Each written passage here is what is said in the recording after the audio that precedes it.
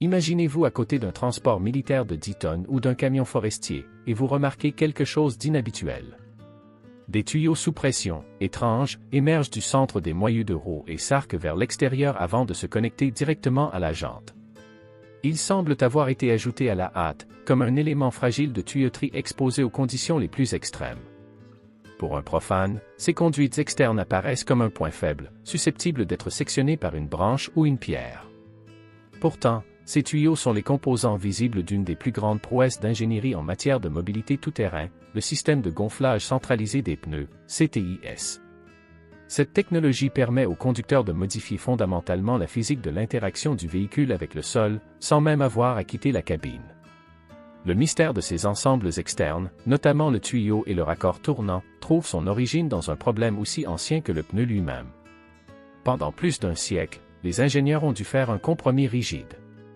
Un pneu gonflé pour une efficacité optimale à haute vitesse sur une autoroute goudronnée devient un handicap dès qu'il rencontre du sable mou, de la boue profonde ou une épaisse couche de neige. Sur le bitume, un pneu dur et arrondi est préférable pour minimiser la résistance au roulement et l'échauffement. Mais sur un terrain meuble, ce même pneu agit comme un couteau, s'enfonçant dans la surface et immobilisant le véhicule. Les flexibles externes que vous voyez constituent la solution à ce dilemme, assurant une liaison constante et contrôlable entre un compresseur d'air stationnaire et une roue en rotation. Pour comprendre la nécessité de ce flexible externe, il faut s'intéresser à l'élément central de la roue, le joint tournant. C'est le point de rencontre mécanique entre la mécanique stationnaire et le mouvement rotatif. L'air comprimé est produit par le compresseur entraîné par le moteur du véhicule et circule dans des conduites rigides le long du châssis. Or, la roue tourne constamment. Si l'on se contentait de raccorder un flexible standard du châssis au pneu, celui-ci s'enroulerait autour de l'essieu en quelques secondes. Le joint tournant, situé au centre du moyeu, fait office de raccord pivotant haute pression. Il permet à l'air de passer d'un point d'entrée fixe à un point de sortie rotatif. Le tuyau achemine ensuite cet air du joint jusqu'à la valve du pneu. Ce dispositif, d'une complexité insoupçonnée, doit garantir une étanchéité parfaite malgré des milliers de tours par minute et les vibrations constantes des terrains accidentés. L'histoire de ce système témoigne des exigences de la guerre totale.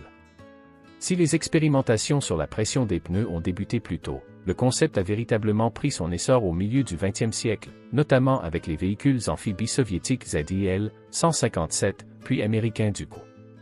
Lors du débarquement de Normandie et des campagnes suivantes, les forces alliées ont constaté que la capacité d'un camion à se déplacer sur le sable mou des plages déterminait la rapidité de toute la chaîne logistique. Si un camion s'enlisait, la chaîne était bloquée. Les ingénieurs ont alors compris qu'en abaissant significativement la pression des pneus parfois jusqu'à 10 ou 15 psi, la surface de contact du pneu augmentait considérablement. Ce procédé, appelé « flottaison », répartit le poids du véhicule sur une surface beaucoup plus grande, permettant ainsi à une machine de plusieurs tonnes de flotter sur la boue au lieu de s'y enfoncer. Ce changement de surface n'est pas un simple ajustement, il représente une amélioration radicale des performances. Lorsque le conducteur active le système CTIS, les flexibles externes deviennent les vaisseaux conducteurs du système de traction du véhicule. À mesure que l'air est évacué, le pneu se déforme, permettant à la bande de roulement d'épouser les obstacles et d'adhérer au sol comme celle d'un char. Cette différence de pression au sol peut faire la différence entre le succès d'une mission et l'abandon d'un bien précieux, valant des millions de dollars, dans un marécage. C'est pourquoi, de nos jours, on retrouve ces conduites externes sur les engins agricoles lourds, les véhicules tout-terrain d'expédition extrême et presque tous les véhicules militaires de première ligne. Il s'agit de la transmission de la puissance. Sans la possibilité de respirer par ces flexibles, même le moteur le plus puissant du monde est inutile si les pneus ne peuvent pas adhérer au sol.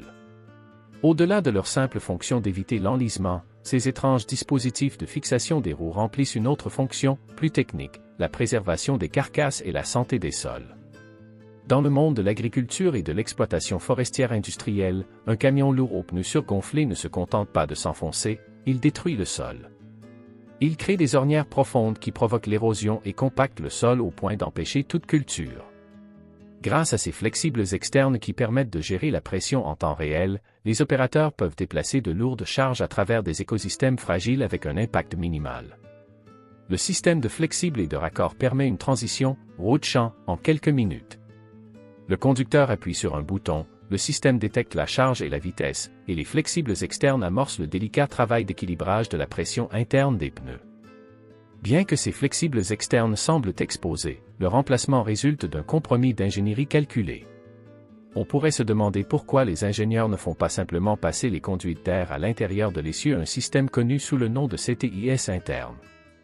Les systèmes internes sont courants sur de nombreux véhicules tactiques légers militaires modernes, où l'air circule à travers un axe creux directement dans la roue.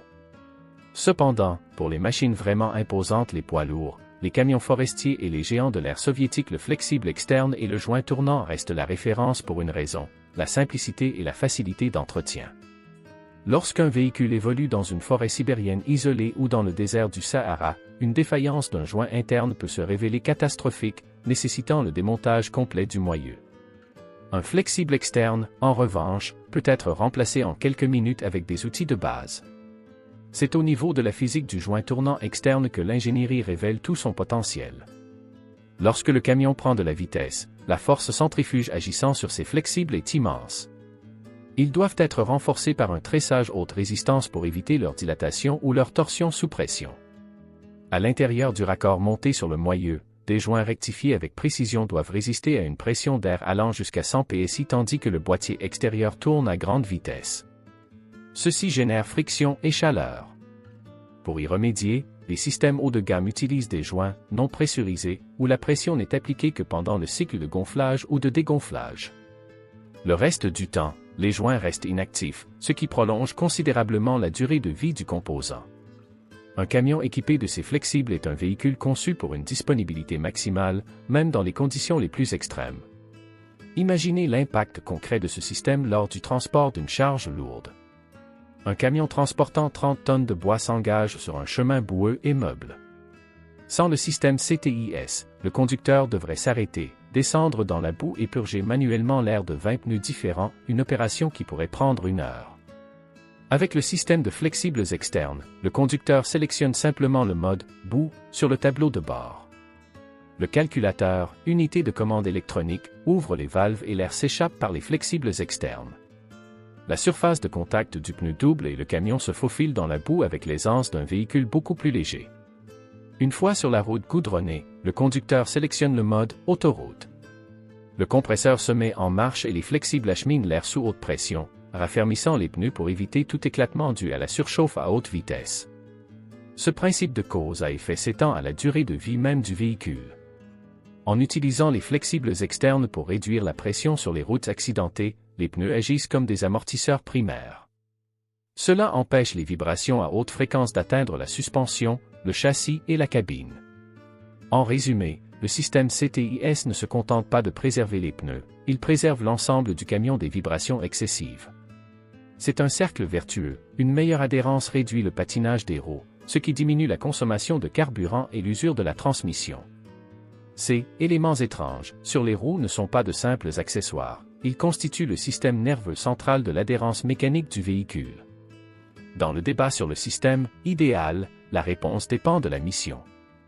Les systèmes internes, profilés et protégés des débris, sont parfaits pour les véhicules blindés à grande vitesse. Mais pour les véhicules extrêmes qui caractérisent l'industrie lourde avec des roues de près de 2 mètres de haut et un couple suffisant pour tordre une poutre d'acier, le flexible externe et le joint tournant restent la référence. Ils offrent une fiabilité à toute épreuve que les systèmes internes peinent à égaler. Ils sont le symbole visible d'une machine qui refuse d'être arrêtée par le terrain. Des toundras gelées du nord au sable profond de l'équateur, le flux d'air pulsé dans ces conduites externes demeure le cœur battant du transport lourd mondial. En définitive, le système CTIS externe représente le triomphe de la fonction sur la forme. C'est la reconnaissance que la solution la plus élégante n'est pas toujours celle qui est dissimulée, mais celle qui peut être réparée sur le terrain et qui fonctionne dans les situations les plus critiques. La prochaine fois que vous verrez ces tuyaux arqués au-dessus d'une roue massive, vous saurez qu'il ne s'agit pas d'une modification étrange, mais du summum de l'ingénierie tout-terrain, un système qui dynamise les pneus et permet aux engins les plus lourds du monde de conquérir l'inconquérable. Si vous avez apprécié cette exploration approfondie de l'ingénierie qui permet aux machines les plus lourdes du monde de se déplacer, n'oubliez pas de cliquer sur « J'aime ». Pour plus de documentaires captivants sur l'ingénierie des transports et les véhicules extrêmes, abonnez-vous et activez les notifications pour ne manquer aucune nouvelle vidéo.